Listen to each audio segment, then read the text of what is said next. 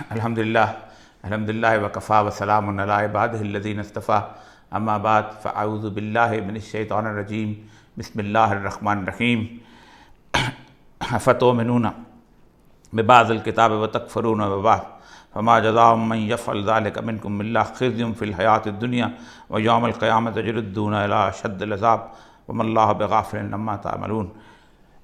رب اشرح لی صدری ویسر لی امری واحلل عقدۃ من لسانی یفقہوا قولی صدق اللہ العظیم۔ حضرات گرامی، ایک طویل عرصے کے بعد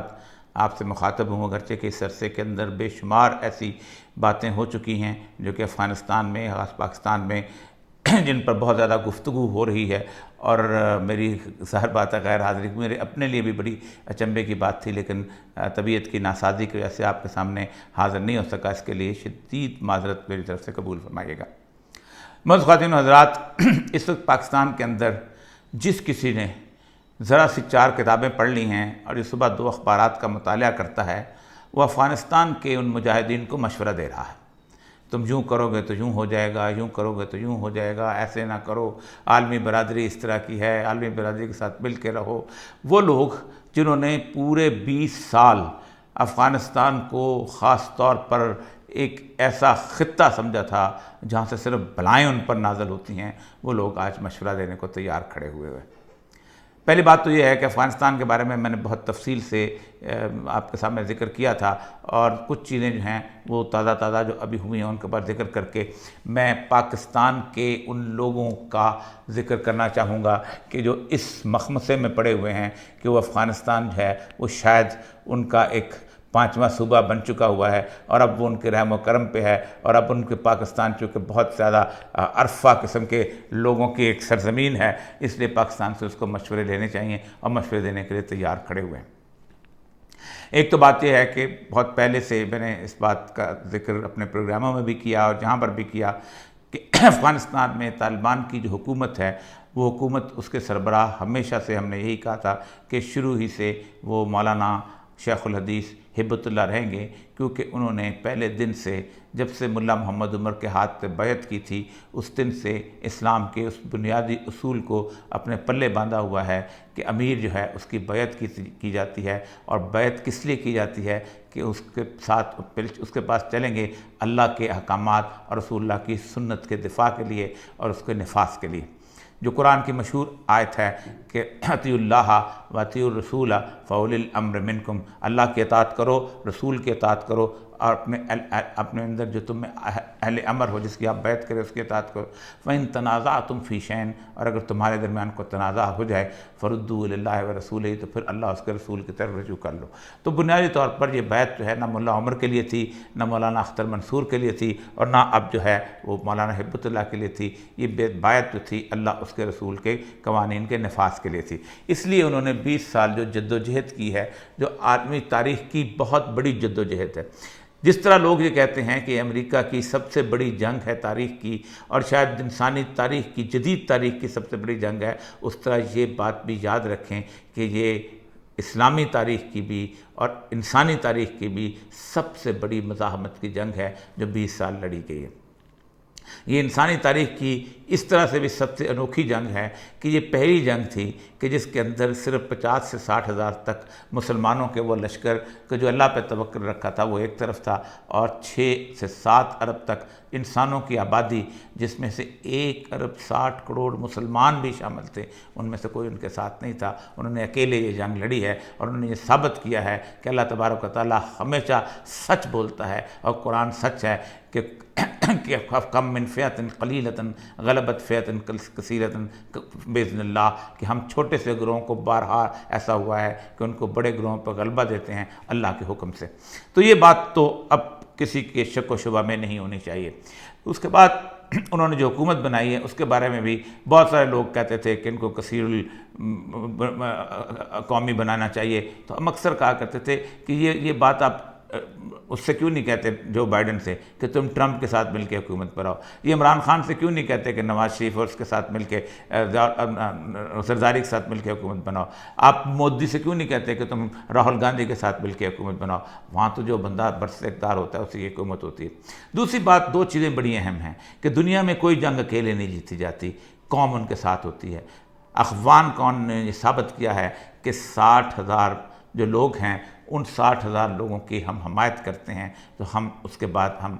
انہوں نے فتح حاصل کی ہے۔ اور پوری قوم نے جس طرح یکسو ہو کر ان کے سامنے سرنڈر کیا ہے، تمام ان 3 لاکھ اپنی کی فوجیوں نے سرنڈر کیا ہے، یہ ایک ایسا ریفرینڈم ہے جو ثابت کرتا ہے کہ مکمل طور پر وہ فتح جو ہے وہ طالبان کو حاصل ہوئی۔ ایک اور بات میں آپ کے سامنے رکھتا ہوں، آج تک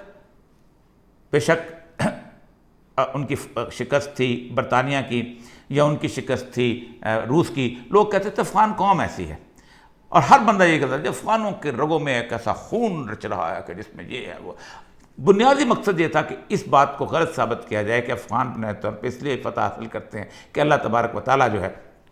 ان کے ساتھ ہے، ان کا توکل اللہ تعالیٰ پہ۔ اس جنگ کے اندر اللہ نے یہ معاملہ بھی ختم کر دیا۔ اس جنگ کے اندر افغان جو تھے وہ بحیثیت مجموعی ان کے خلاف حکومت بنائے بیٹھے تھے، تاجک تھے، ازبک تھے، کرزئی تھا، اشرف غنی تھا، 3,60,000 فوج تھی، پوری افغان حکومت تھی جو 20 سال رہی ہے۔ یعنی اللہ نے کہا افغانوں کے اندر بھی میں ان لوگوں کو فتح دوں گا، ان 60,000 لوگوں کو فتح دوں گا کہ جو صرف میرے اوپر توکل رکھ کے آگے چلتے ہیں۔ تو اللہ نے اس دفعہ افغانوں کی وہ تاریخ بدل گئی۔ اب کوئی یہ نہیں کہہ سکتا کہ افغانوں نے فتح حاصل کی ہے، اب وہ سب یہی کہیں گے کہ 60,000 دیوانوں نے اور فرزانوں نے فتح حاصل کی ہے۔ اب ان کا آگے جو چلے گا تو انشاءاللہ آہستہ آہستہ میں اس کے بارے میں آپ سے گفتگو کرتا رہوں گا، لیکن میں پاکستان کے بارے میں آج گفتگو کرنا چاہتا ہوں۔ اور میرا ایک اندازہ ہے کہ افغانستان کی شکست کے بعد اب کچھ دیر کے بعد ہی پاکستان ایک میدان جنگ بننے والا ہے، اور یہ عالمی صورتحال ہے۔ 20 سال پہلے جب میں کہا کرتا تھا کہ امریکہ جب یہاں داخل ہو گیا ہے تو میں کہتا تھا کہ نہیں، امریکہ وہاں سے ذلت و رسوائی سے جائے گا، تو لوگ میرا مذاق اڑایا کرتے تھے۔ لوگ کہتے تھے ٹیکنالوجی کی باتیں ہیں، ٹیکنالوجی کہاں سے کہاں پہنچ چکی ہے، تم تلواروں کے زمانے کی باتیں کرتے ہو، تم گھوڑوں کے زمانوں کی باتیں کرتے ہو، تم زروں کے زمانے کی باتیں کرتے ہو، تم زینوں کے زمانوں کی باتیں کرتے ہو، تم نعرہ تکبیر کی باتیں کرتے ہو۔ وہاں نعرہ تکبیر کی بات نہیں، وہاں تو میزائل کا فائر ہوتا ہے اور نعرہ تکبیر کہنے والے ہزاروں جہاں اڑ جاتے ہیں۔ تو یہ بنیادی طور پر ایک مستقل 20 سال ہم نے مذاق اڑایا، اور اللہ کا لاکھ لاکھ احسان ہے کہ اللہ تبارک و تعالیٰ نے اپنے ان راست باز لوگوں کو فتح عطا فرمائے۔ تو آج مجھے لگتا ہے کہ کچھ عرصے کے بعد پاکستان جو ہے اس ذلت و رسوائی کی صورتحال کے اندر داخل ہونے والا ہے۔ اس کی وجہ یہ ہے کہ ان 20 سالوں میں سب سے زیادہ اگر دھوکہ کسی نے دیا ہوگا ان طالبان کو، تو ان میں اکثریت جو ہے شاید پاکستان کے حکمرانوں کی ہوتی ہے۔ آپ اندازہ کریں کہ پہلے دن سے جس دن طالبان کے اوپر یہ امریکی جو ہیں اس میں حملہ آور ہوئے ہیں، تو سب سے پہلے وہ لوگ پیچھے ہٹے ہیں کہ جو لوگ ان کو مانتے تھے اور ان کے ساتھ اپنے تعلقات استوار رکھتے تھے، جن میں سے پاکستان تھے۔ اور آپ کو یاد ہوگا کہ 3 ہوائی اڈے ہم نے دیے تھے، اور ان تینوں ہوائی اڈوں سے 57,000 دفعہ امریکن جہاز اڑے تھے اور انہوں نے طالبان کے پرخشے اڑائے تھے۔ میں لمبی کہانیوں میں نہیں جانا چاہتا، کون کون سی ایسی صورتحال نہیں ہے۔ تقریباً 80% جو لوگ گوانتانامو بے میں گئے تھے وہ سارے کے سارے یہاں سے پکڑ کے گئے ہوئے تھے۔ عافیہ صدیقی اگر کبھی افغانستان چلے گئی تھی تو مشرف کے زمانے میں اس کو پکڑ کے ان کے حوالے کیا گیا تھا، اور بگرام کی جیل میں اس کی چیخیں آسمان کو چھوتی تھیں اور اللہ تبارک و تعالیٰ کو فریاد کرتی تھیں کہ مجھے کن جانوروں درندوں نے وہاں ان کے حوالے کر دیا ہوا۔ آج ہم طالبان کی فتح کے بعد پاکستان کا ہر بندہ عجیب و غریب سی خوشی منا رہا ہے، اور وہ خوشی اس بات کی منا رہا ہے کہ افغانستان سے ہندوستان کی 3 ارب روپے کی انویسٹمنٹ ختم ہو گئی ہے۔ ہندوستان جو ہے وہاں سے ذلیل و رسوا ہو کے نکلا ہے۔ ہندوستان جو ہے اس کے آخری بندے کو بھی انہوں نے طالبان نے پکڑ سے نکالا ہے، اور وجہ یہ ہے کہ چونکہ طالبان جو تھے ان کے مخالف جتنے بھی لوگ تھے ان کو ہندوستان سپورٹ کر رہا تھا۔ احمد شاہ مسعود کی اس کے تاجکوں کو سپورٹ کر رہا تھا، عبداللہ کو سپورٹ کر رہا تھا، کرزئی کو سپورٹ کر رہا تھا، ان کا سلما ڈیم اس نے بنایا تھا، ان کی پارلیمنٹ کی بلڈنگ انہوں نے بنائی تھی، ان کے سپاہیوں کو، ان کی فوجیوں کو ٹرین وہ کر رہا تھا، جگہ جگہ اس نے اپنے مختلف قسم کے پروجیکٹ سے شروع کیے ہوئے تھے۔ دیکھیں انڈیا کتنا بدنام، یہ انڈیا جو وہاں سے نکلا ہے یہ پاکستان کے 22 کروڑ عوام کے سامنے اللہ تبارک و تعالیٰ نے اپنی نشانی پیش کی ہے، اور نشانی اس بات کی پیش کی ہے کہ وہ سید الانبیاء کی پیش گوئیاں جو رسول اللہ صلی اللہ علیہ وسلم نے اپنی تمام فتن کے ادوار کے میں نے بتائی ہیں، جن کے بارے میں 18 حدیثیں جو ہیں وہ غزوۃ الہند کی حدیثیں ہیں، اللہ تبارک تعالیٰ اس سرزمین کو تیار کر رہا ہے، اس جنگ کے میدان کو تیار کر رہا ہے، اور اس میں ظاہر بات ہے ہندوستان کی کسی بھی شخصیت کا یا اس کی فوجوں کا خراسان کی سرزمین پر جو بادشاہوں کی سرزمین نہیں تھی، جو صرف اللہ کے ماننے والوں کی سرزمین تھی اور بشارتوں کی سرزمین ہے، اس پہ ان کا وجود اللہ کو گوارا نہیں تھا، اس لیے طالبان کے ہاتھوں سے اللہ نے ان کی ذلت و رسوائی کی۔ پاکستان کا ایک آنے کا کنٹریبیوشن نہیں ہے، جبکہ جس زمانے میں ہندوستان اپنے سارے کے سارے انہوں نے اپنے کونسل خانے بنائے ہوئے تھے، اور 66 کیمپ تھے جو چل رہے تھے، جہاں بلوچوں کو پالا جاتا تھا، ٹریننگ دی جاتی تھی، جہاں ٹی ٹی پی کو پالا جاتا تھا، ٹریننگ دی جاتی تھی، جہاں سے لوگ آ کے پاکستان کی فوج پر حملہ کرتے تھے، جہاں سے لوگ، یہ کس کے زیر سایہ ہو رہا تھا؟ یہ اس امریکہ کے زیر سایہ ہو رہا تھا جس کا پاکستان نان نیٹو الائی تھا۔ جب وہ ہمارے بچے قتل کرتے تھے یہاں آ کے، اور اس کی نگرانی حامد کرزئی کرتا تھا، یا اس کی نگرانی بش کرتا تھا، یا اس کے بعد اوباما کرتا تھا، تو ہم بھیک مانگ کے ہر سال ان سے کولیشن سپورٹ فنڈ حاصل کیا کرتے تھے۔ وہ ہمارے بچوں کے قتل کی سپروین کرتا تھا، اور اس انڈیا کو اپنی تھپکی دیتا تھا کہ جاؤ پاکستان میں یہ کرو۔ ہم ان سے کے ساتھ جا کے پینگیں بڑھایا کرتے تھے، ہم اسی حامد کرزئی کو، ہم اسی اشرف غنی کو ہم استقبال کیا کرتے تھے، ہم گلے لگایا کرتے تھے۔ ہم ان سیکورٹی فورسز کو جو انہوں نے $5000 دے کے متحد بنائی تھیں افغانستان کے اندر، ہم ان کو لیجیٹیمیٹ ایسا سمجھتے تھے کہ جیسے یہی افغانوں کے حکمران ہیں۔ یہ بالکل ایسے ہی ہے کہ کل انڈیا امریکہ کے ساتھ مل کے اور 40 اور ملکوں کے ساتھ مل کے پاکستان پہ حملہ آور ہو جائے، اور پاکستان میں سے 3 لاکھ لوگوں کو $5000 فی مہینہ بھرتی کرے اور کہ یہ پاکستان کی نیشنل آرمی ہے، تو کیا آپ اسے مانیں گے؟ اس وقت تو آپ کہیں گے نہیں، لیکن آپ نے افغانوں کی نیشنل آرمی کو مانا، جنہوں نے طالبان کے لوگوں کو شہید کیا، جنہوں نے ان بندگان خدا کو شہید کیا جو تہجد گزار تھے، جن کے ماتھے جو تھے ان کے اوپر محرابیں تھیں، جن کی زندگیاں صرف اور صرف جہاد میں گزری تھیں۔ یہ ہمارا رول تھا اس سال۔ اب ہمیں کوئی تمغہ سجانے کی ضرورت نہیں کہ ہماری وجہ سے انڈیا وہاں سے نکلا ہے۔ انڈیا میرے اللہ کی ایک نشانی ہے، اور اس نشانی کے مقابلے میں ہم ہیں، کیونکہ اللہ نے اس ذمہ داری اس خطے میں جہاں اللہ کے رسول نے غزوہ ہند کی فوجوں کی نشانیاں رکھی ہیں، وہاں ایک نشانی جو تھی وہ پاکستان تھی، جو 70 سال پہلے تخلیق کی گئی تھی۔ اور وہ 70 سال تخلیق اس لیے کی گئی تھی کہ ہم نے وعدہ کیا تھا کہ ہم اس سندھ کی سرزمین کے اوپر، ہم اس سرزمین پر اللہ کا قانون نافذ کریں گے، اور ہم یہاں پر چلیں گے۔ اب ہمیں کیوں سزا ملنی؟ اب صرف 2 چیزیں ہیں جس کی وجہ سے میں سمجھتا ہوں کہ یہ سزا شاید اس سال کے آخر سے پہلے یہ سزا کا عرصہ شروع ہو جائے۔ اور سزا کا بنیادی معاملہ جو ہے وہ میں آپ کو بتا سکتا ہوں کہ کیوں ہوتا ہے۔ یہ اللہ تبارک و تعالیٰ کے قوانین میں سے ایک قوانین ہے۔ ایک بات تو سب سے اہم بات یہ ہے کہ ہم نے اس عرصے کے اندر پہلے تو جغرافیائی اور تاریخی صورتحال کو چھوڑ کے صرف موجودہ صورتحال کو لے لیتے ہیں۔ 9/11 ہوا تھا،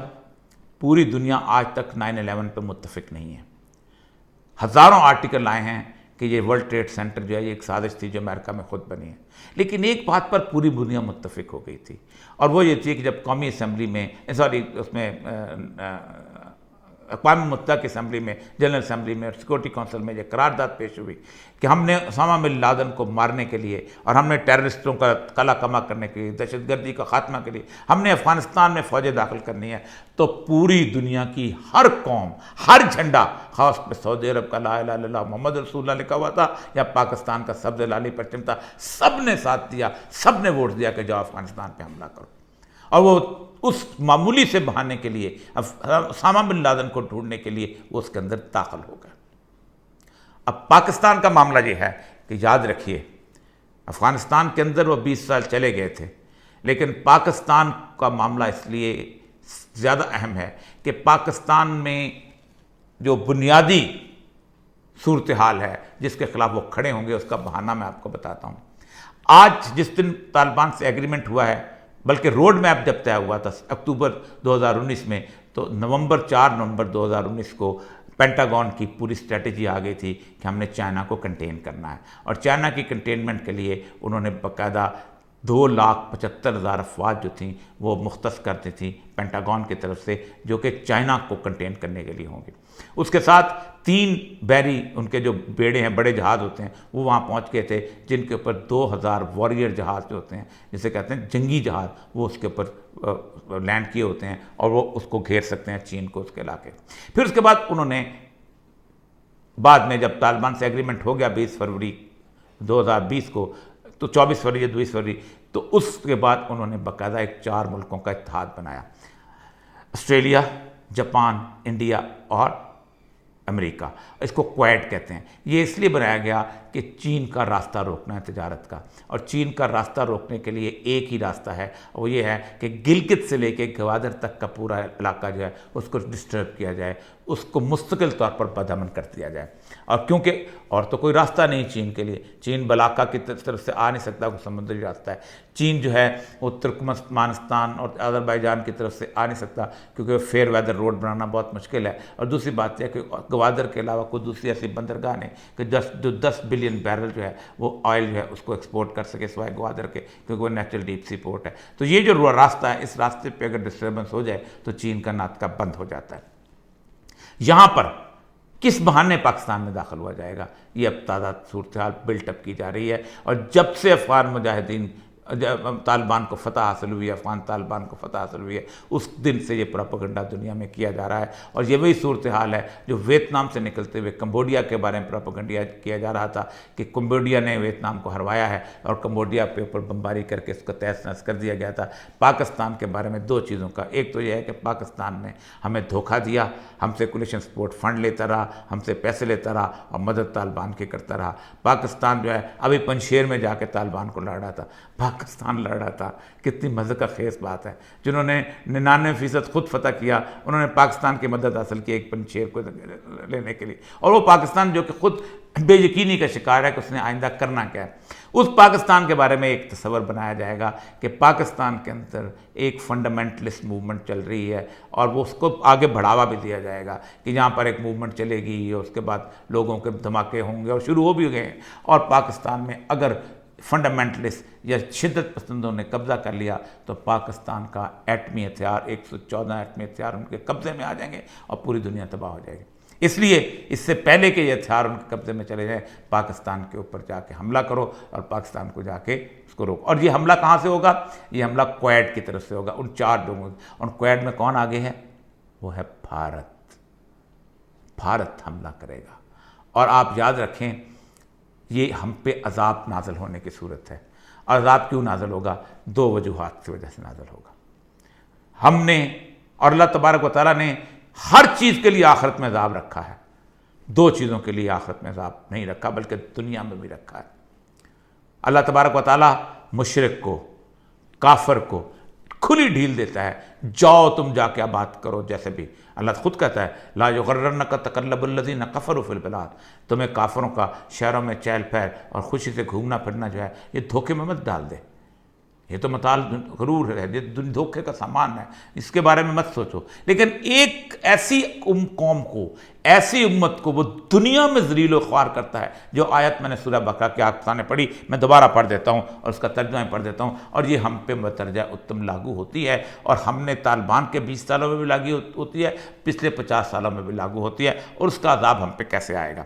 افتؤمنون ببعض الکتاب وتکفرون ببعض، تم کتاب کا کچھ حصہ تو مانتے ہو اور کچھ حصے سے انکار کر دیتے ہو۔ ہم یہ تو مانتے ہیں کہ ہم نماز پڑھنی ہے، ہم یہ تو مانتے ہیں ہم نے روزہ رکھنا ہے، ہم یہ تو مانتے ہیں ہم نے تبلیغ کرنی ہے، ہم یہ تو مانتے ہیں ہم نے حج کرنا ہے، ہم یہ نہیں مانتے کہ ہم جہاد کرنا ہے، ہم یہ تو مانتے ہیں کہ ہم نے بچوں کو تعلیم دینی ہے، لیکن ہم یہ نہیں مانتے کہ ہماری عورتوں نے ایک حجاب کے اندر باہر نکلنا ہے۔ پاکستان کے میڈیا کا عالم اس وقت یہ ہے کہ میں اب بڑے دکھ سے کہہ رہا ہوں، میں اس میڈیا میں طلب کہ آج آپ رسول اکرم کی ایک حدیث 88 چینلز میں آپ کھڑے ہو کر بیان نہیں کر سکتے، اور وہ حدیث میں سناتا ہوں۔ آپ صلی اللہ علیہ وسلم نے فرمایا کہ وہ عورت جنت کی خوشبو بھی نہیں پائے گی کہ جو کپڑے پہنتے ہوئے برہنہ نظر آئے۔ آپ بیان کر کے بتائیں آپ کے پیچھے پورا میڈیا پڑ جائے گا کہ آپ نے عورتوں کے خلاف بکواس کی ہے، آپ مساجنس۔ آپ بتائیں، ایک دفعہ بیان کریں کہ عورتیں یہ باہر کیوں نکلی ہیں۔ اللہ تو حج کے وقت پہ حجاب کی اس کے محرم کی پابندی لگاتا ہے، یہ کیسے نکلی؟ آپ نہیں بیان کر سکتے۔ آج جو مجھے گالی پڑتی ہے، اور اتنی زیادہ پڑتی ہے، صرف اس وجہ سے پڑتی ہے کہ میں ان حدیثوں کو بیان کرنے کی میڈیا میں کوشش کرتا ہوں، لیکن مجھے پتہ ہے کہ کس طرح، کس ذلت آمیز صورتحال کے اندر میرے شکار کیا جاتا ہے۔ اللہ تبارک و تعالیٰ اس کو جانتا ہے، اور میرے حالات کو بھی جانتا ہے۔ افتؤمنون ببعض الکتاب وتکفرون ببعض، کیا تم مانتے ہو بعض کتاب کو اور نہیں مانتے بعض کو؟ اب ایسی کیفیت کے اندر کہ جب بعض چیزوں کو آپ مانیں، جب آپ یہی کہیں کہ ڈانس کلب بھی چلے گا، جب آپ یہی کہیں کہ جہاں پر عورتوں کو ہم فوج میں بھی بھرتی کریں گے، ٹھیک ہے، ان کو مخلوط صورتحال میں بھی رکھیں گے، تو اللہ تعالیٰ فرماتا ہے فما جزاء من یفعل ذلک منکم الا خزی فی الحیاۃ الدنیا، سو کوئی سزا نہیں ہے اس کی جو تم یہ کام کرتے ہو مگر رسوائی دنیا کی زندگی میں۔ یعنی اگر تم ایسا کام کرو گے تو ہم تمہیں پوری دنیا میں رسوا کر دیں گے۔ کیا ہم رسوا نہیں ہیں؟ ہم واحد قوم ہے جو ذلت و رسوائی کا شکار ہے، کیونکہ ہم کلمہ طیبہ پڑھتے ہیں، ہم کہتے ہیں الہکم الہ واحد، تم واحد حکمران ہے۔ ہم پڑھتے ہیں من لم یحکم بما انزل اللہ فاولئک هم الکافرون، جو چیز ہم نے نازل کیا، جو لوگ اس پہ عمل نہیں کرتے، فیصلے نہیں کرتے اس کے مطابق، وہ کافر ہے، اور ہم اس کے مطابق فیصلے نہیں کرتے۔ یہ ہے وہ بنیادی طور پر اللہ نے کہا خزیم فی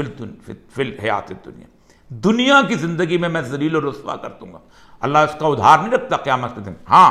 ویوم القیامت یردون الی اشد العذاب، اور آخرت کے دن تو ہم سخت سے سخت عذاب دیں گے ان منافقین کو۔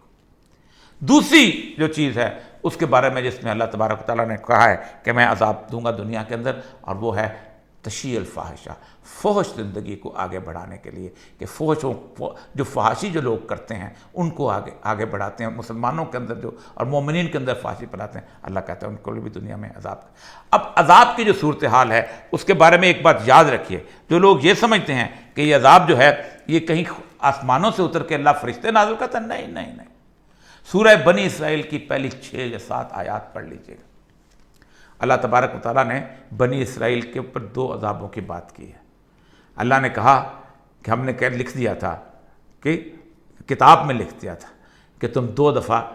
علواً کبیرہ بڑی نافرمانیاں کرو گے۔ اللہ کہتا ہے جب تم نے پہلی نافرمانی کی تھی تو ہوا کیا تھا؟ ہم نے اپنے بندوں کو بھیجا تھا ایسے کو کہ جنہوں نے تمہیں تباہ و برباد کر دیا تھا۔ یہ بندے کون تھے؟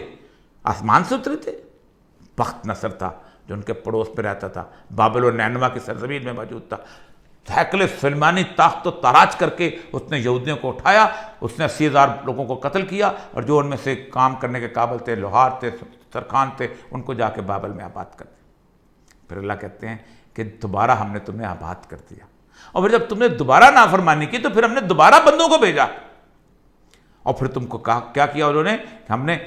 ہم نے قطعنا فی الارض امما، ہم نے دنیا میں تم کو تقسیم کر دیا، جاؤ تم اس جگہ ذلت اور رسوائی۔ اور وہ آسمان سے نہیں آئے تھے، فرشتے نہیں آئے تھے، وہ لوگ نہیں آئے تھے، جنات نہیں اترے تھے، وہ کون تھے؟ ٹائٹس جرنیل آیا تھا، جس نے آ کے رومن جرنیل، جس نے آ کے یہودیوں کا کلا کما کر دیا تھا، اور اگلے 2000 سال تک یہودی یروشلم کی سرزمین کو ترس گئے تھے۔